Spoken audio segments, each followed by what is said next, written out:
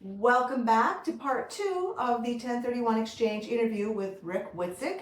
Today he's going to impart even more knowledge that he has in regards to 1031 exchanges. He does have a couple of little things that are totally new to me, and I'm sure will be new to you.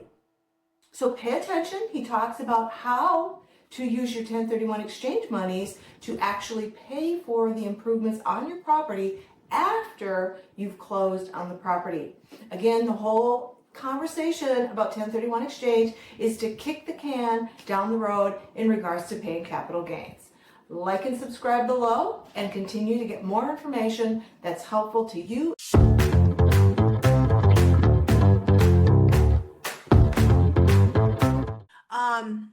So when someone is looking at selling an investment property, a rental property, they should start talking to a 1031 exchange person as soon as possible when they're thinking about it, and also their tax person.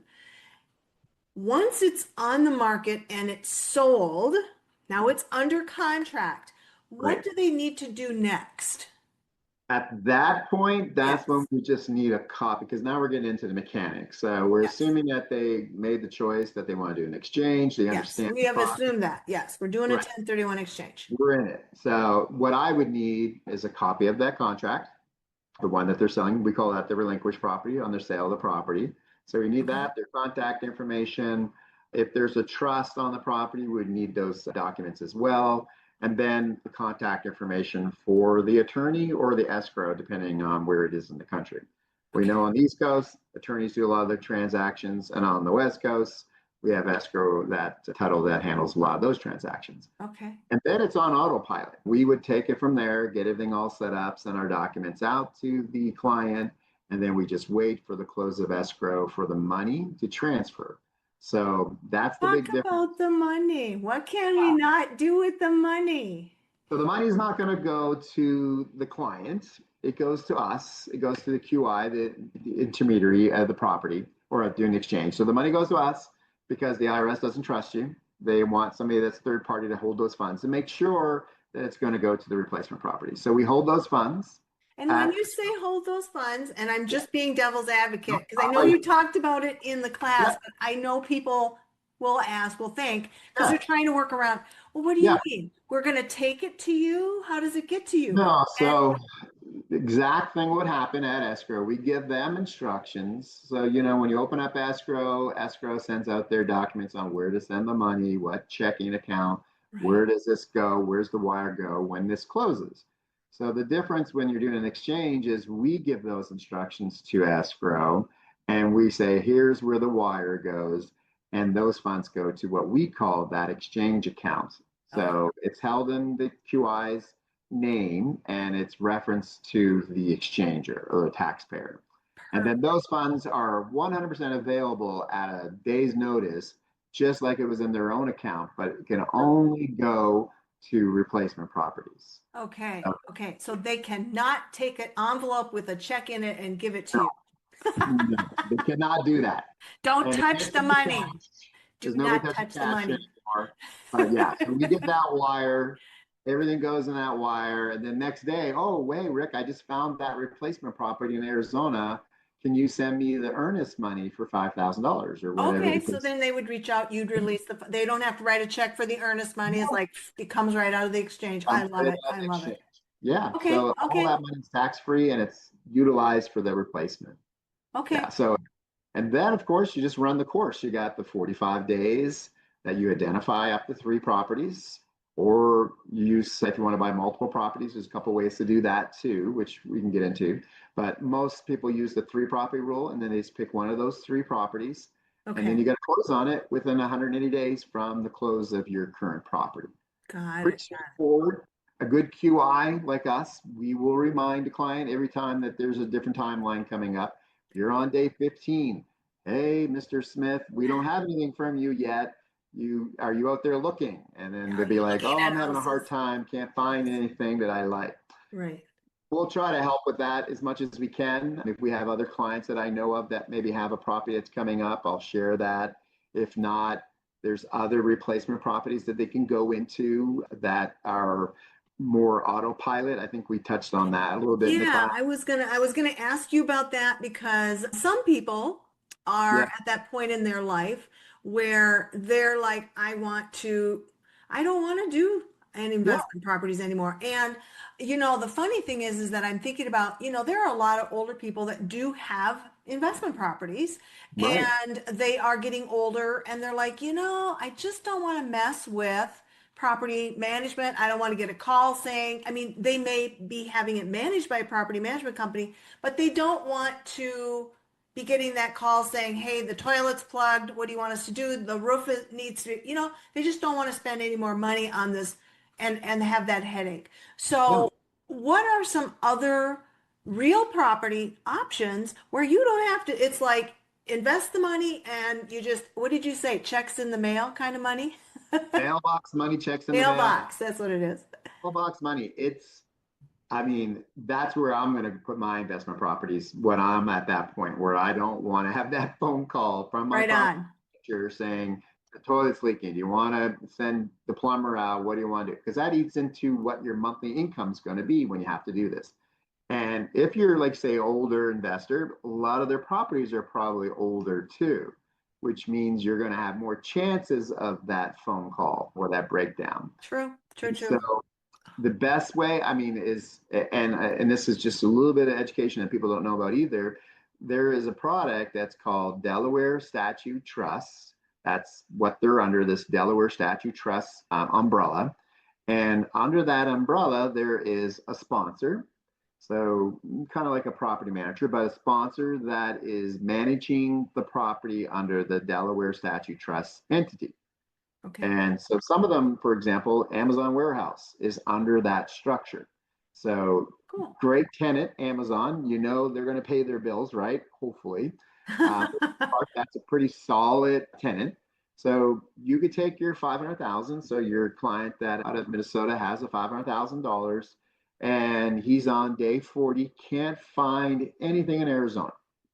Probably impossible. He probably will find something, but we'll say he Just can't kidding. find anything. So what's he going to do with that $500,000? He can put it into one of these Delaware Statute Trust properties, and maybe it's the Amazon warehouse, and he can have a percentage of ownership of that Amazon warehouse. So now, giving whatever his percentage of return is, I think that was around 6.5% that the Amazon warehouse was returning. Oh, Now wow. he's got this income, maybe the same amount of income that he was making on his rental property, but now it's coming to him without the headaches and the phone calls from the tenant saying that this broke down, this broke down. He's getting that funds coming to him directly. So Okay. that's amazing. And it's a great way to go. You could take all those properties and put them into these products and not have to pay capital gains tax and still have that monthly residual income coming in without the headaches. And Right. top that off, it can go to your heirs with that stepped up basis that they don't have to pay the capital gains tax on either. So they Okay. could keep that income or they could sell them when they receive Sell them. them. Okay. Yeah. Okay. And is there any security in that? I mean, Yeah, so there's a few different types out there. There's ones that are the Delaware Statute Trust, which is the ones that we like because they're regulated. You can okay. only get them. You can't buy them from me. You can't buy them from you unless you have a Series 7's license or you're a Okay. financial planner. Okay. So they're regulated as much as buying a stock through Fidelity or buying it through Morgan Stanley or whatever. So you're protected, and their job as the ones that are offering is their fiducial responsibility is that these are legit properties. Got There's it. still due diligence that you would want to take because there's hundreds of these Delaware Statute Trust properties out there, and some of the tenants that are in them you may not recognize. So you'd want to do a little bit of homework on some of them. Okay. But for the most part, they're regulated and they're safe. There are other ones that are not. Okay. Okay. There's always copycats with everything. So there's what they call tenants in common or TIC properties that may be under very similar structure, but they don't have the DST or the Delaware statute name on them. They have tenants in common name on them and some other name that they created. These are Okay. not regulated. They might be legit, but then you have to do double the due diligence on these properties. And sometimes the returns are a lot higher than 6%. They might be 10, 9%, or even higher than that. Okay. So if it looks too good to be true, It might be. exploring your options so you don't have to deal with some of those headaches. But I personally, that's the direction I will go when I decide that I'm done dealing with tenants and done dealing with that. I'm going to sell my properties. And you don't have to worry about the timelines because these properties are available right now. Like if I open up my exchange tomorrow, there's Nice. hundreds that I can pick from. And you don't have to put it all Nice. into one property. You can put 100,000 into this one, 100,000 into that one, 200,000, whatever your numbers are, you can put up, spread Nice. it out. I like that. I like that. And I like it for the simple fact that, one of my things I'd like to do eventually is be able to travel to Mexico and be with my family that's down there a little more. And if I'm out of country for months at a time, I Right. don't want to be getting calls on my rentals going, "Hey, something's Hey, going on." It's like, But no, what was I going to say? So the DST is for short, right? right. Delaware And Statutory Trust is the long version. who or how do you find out about those? Well, you could go first to your financial planner and see if they offer them. Okay. So that's your person that you would trust initially. So if you Right. have a financial planner, you have a Edward Jones or Morgan Stanley account, Okay. talk to Okay. your broker first, see if he has offers them or he has somebody that does offer them. Okay. If not, I have a list of clients or list of financial advisors that do offer them, and I Okay. can get that list. And a lot of 1031 exchange companies do work with them pretty closely because it helps us out too as well. If they're in that 45 days, they can't find anything, this is a great alternative for them to save their exchange and replace into something that's going to continue with that tax deferment. Is there a required amount of time they have to leave it in the DST? Because I Yeah, wasn't able to find a property. I eventually want to, but can I pull that money back out in 60 right. days? You want to park it somewhere so you can find something later. Yes, Okay. there Okay. is timelines though. There's not from the IRS. There's no restrictions. There is though from the DST side. There Okay. is only so many that are they start at 2 years, and majority of them are around 5 to 10 years. So Oh, okay. you're Okay. locked in a minimum two, but you can find ones that are 5 and 10 if you want to go a little longer. You can sell them at any point. So within the 2 years, even 6 months down the road, you could sell them, but it's a hard sale because you're Ah, going to be selling 0.06% ownership in an Amazon warehouse, right? ah, Who you're going to sell it to is very limited, but you can go back to the original broker and say, look, I want to sell my property or my shares in Amazon. Can you do that? And they can try to facilitate that for you. So it's possible, but for the most part, you're not that liquid. You're kind of at least a 2 year commitment that you have to okay. be in. Mm-hmm. Okay. And that's good for people to know when you said like it's an Yeah, option, but it's better if you really do want that actual rental investment property for standard rental income, then right, you better get out there and find a house. right. Find a property. It doesn't have to be a house. It could be property. It could be a duplex. It could be a Any corp. real It could property. be, yeah, anything that's real property. Mm-hmm. And we talked about other things that are considered real property. Obviously, apartments, buildings, commercial properties, anything that's like a tangible building on dirt counts Right. as real property. DSTs count. It sounds like this gentleman's the dirt where the easements were and he put the billboards, that counted because he owned the easement, correct? And then Correct. he put the billboard on there?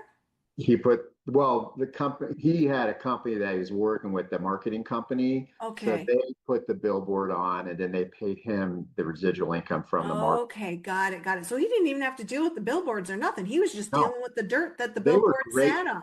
They were great investments. Like I say, he was motivated to sell those for estate planning Right, because he was making less money going buying single family than he would on the billboards. right, right, right. So, Okay. but yes, billboards are good. There's some of the unusual ones are billboards, cell phone towers that own the land, mineral rights, gold mine claims, anything that has a 30-year option. So you might own a property on a contract and a 30-year contract or greater. Those qualify to do a 1031 exchange. So the list goes on. I have clients that do a little bit of everything. They might do a little bit of mineral oil and gas out of Texas that they want to put a portion into, and then they want to buy maybe some cell phone towers and then they want to buy some land or some commercial properties or residential properties. You can mix it all up Mix whatever it way up. you want. Okay. So you have Yeah, a kind of diverse portfolio. And right. honestly, anybody that has rental properties knows there's a lot of work involved often, often. And so Yes. by investing in things like mineral rights or a cell phone tower and things like that, there's not going to be the maintenance. There's not going to be the calls in the middle of the night that the toilet clogged or the lights won't work or God knows, those kind of things, which means those are viable things to think about as well. It's like I actually have clients right now that are going to list their house to sell it, and the wife is like, well, why don't we rent it out? And the husband's like, I don't want to be a landlord. Right. Even though I'm like, hey, I think it'd be great. It's not that big a deal. He's like, I don't want to be a landlord. So they're gonna use the money and roll it into a new property, and they'll be fine. They won't max Sure. out the 500 in the capital gains, but you know, it's nice to have that little extra money coming in, you know? It really is, but your client that said that they don't want to be a landlord, that I hear a lot. I mean, Yeah, yeah, there's that elderly couple, they're just like, I'm done. And they don't even, sometimes they have their blinders on. They don't want to look at anything else. And that's when you asked me earlier, when should you have these conversations? The earlier, the better, because once somebody's got it under contract on their taxable property, and they're like, oh, I don't want to be a landlord, they already got their path set. They may not be open to anything else because they're already kind of got stressed out a little bit about what they're doing because it is a stressful sometimes when it you're selling. is. It is. So they add that extra layer in there, they may want to deal with it. But if they had a conversation with somebody like me 6 months prior, they have a different game plan going into it. And Right. then it might be a lot easier to digest when it does come to the function part. Yeah. Right, right. So question, can you buy into DST without doing an Yes. exchange? I mean, they're just like available. People can just go to a financial You just have to be advisor. a credit investor. So you just have to have some investment properties net worth at least 400,000. As long as you have net worth and have some other investment properties and you're a credit investor, you can invest. And the minimum amount that I've seen is just 50,000 that you can invest in one of Oh, these. Yeah. nice.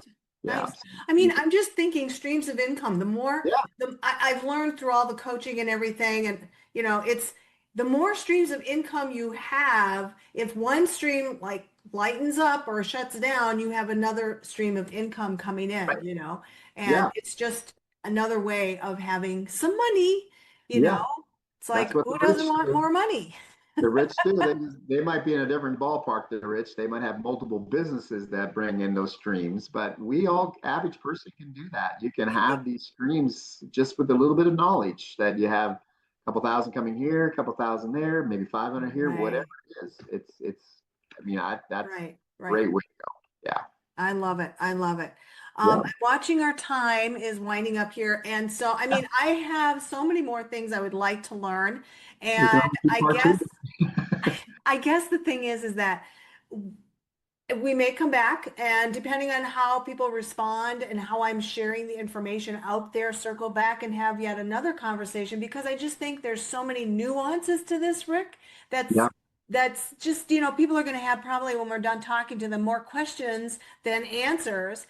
And I just want to get it out there so people understand that number one, if you have an investment property or you have a home that you've been living in and you don't want to sell it, but you want to buy another one, you could take equity out, go buy the other one and make this a rental to pay off the loan. And now you've got an investment property, but Right. eventually you're going to have to make a decision, at 90 years old, do you want to keep maintaining this? So what do you want to do?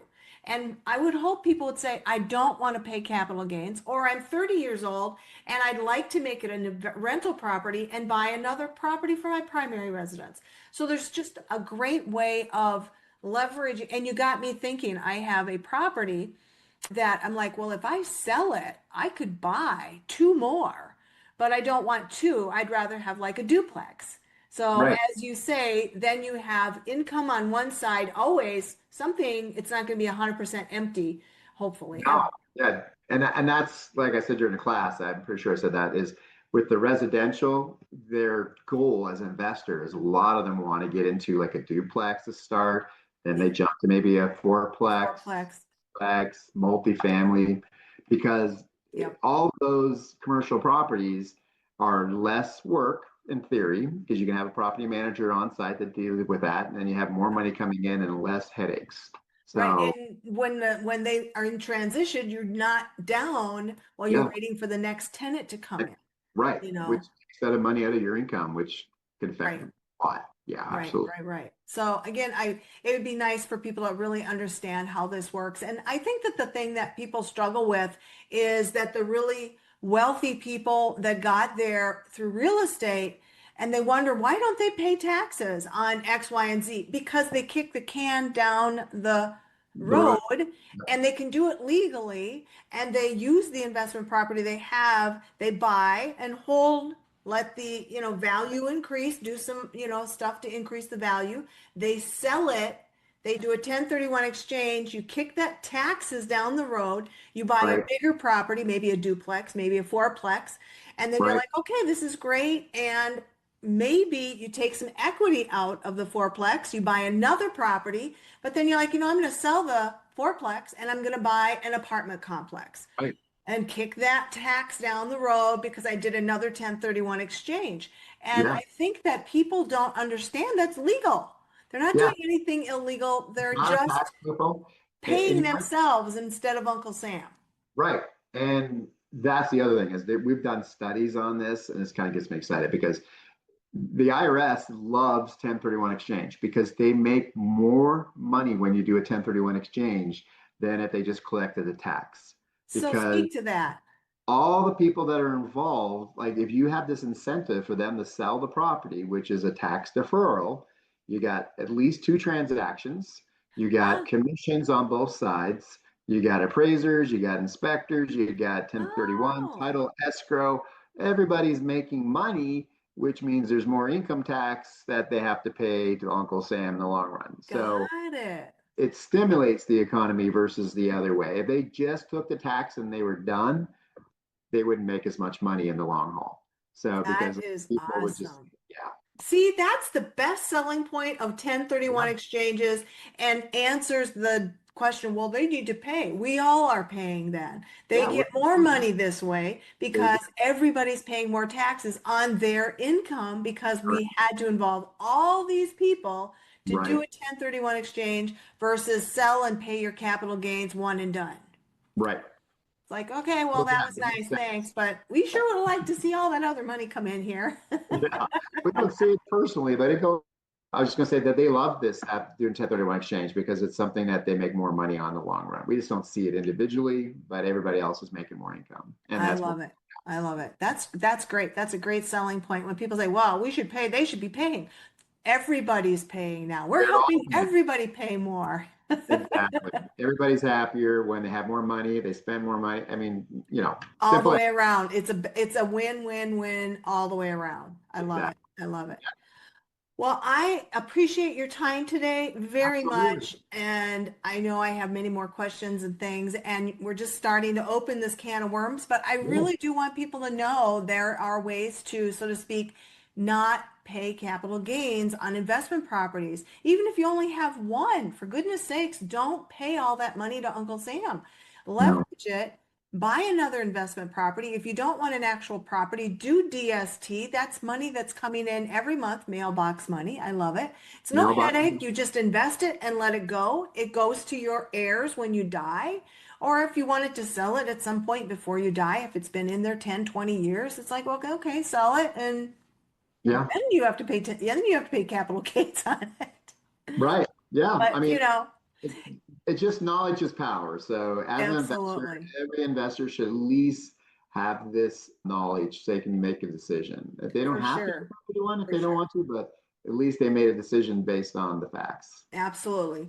Well, Rick, where can people find you? That's what they always ask. Where can they Yeah, find you? absolutely. Best way, I don't know if we can put in the chat or anything, but my number, my cell number, text me, call me, 602-793-1558.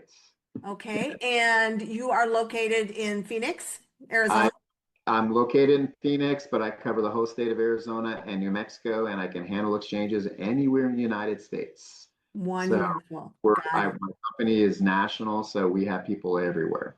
Okay, sweet. Yeah. Now, do you have a website or any kind of Yes. Facebook page, YouTube channel, anything else where they can go and learn more about Our you? website's the easiest because I got a bunch of videos on there on some of these topics. So it's Okay. IPX, India Peter X-ray 1031.com. Okay, So go beautiful. on there and just, it's a national company. So when you go on there, you might get national information, but if you, whatever state you're in, plug in that zip code. If you want to reach me, plug in an Arizona, New Mexico zip code, and you'll get me as your contact on there. And I have been loading in 30-second little videos on some of the timelines and some of the things that we just talked about today Okay, so good. that people can brush up on their skills. But absolutely. And then there's online submission forms there or online inquiries so they can send to as well. Okay, awesome, Yeah. awesome. And we will have all your information below on the YouTube so people can Perfect. click on it and whatever. But again, thank you for your time, and I'm sure we'll be chatting again in not too distant future. Sounds good. Thanks so Thanks, much. Rick. Have a Happy great listening. day. You too. Take Bye-bye. care. Bye-bye. Well, like I said, Rick is full of knowledge. Thank you for watching both parts of the 1031 exchange interview that I did with Rick Wittstock. His information is listed below, so please reach out to him directly by email, text, or his website, and or call him to ask your questions about 1031 exchanges. I don't know about you, but now I feel much more confident when I'm dealing with investment properties or rental properties and encouraging people to not have to pay capital gains. How can you not pay Uncle Sam all that hard-earned money when you've paid so much into your investment properties? Thank you for watching. Again, I'm Judith Barnett with Judith Barnett Sells Homes and My Home Group Realty. Please like and subscribe below so you can continue to see our newest videos.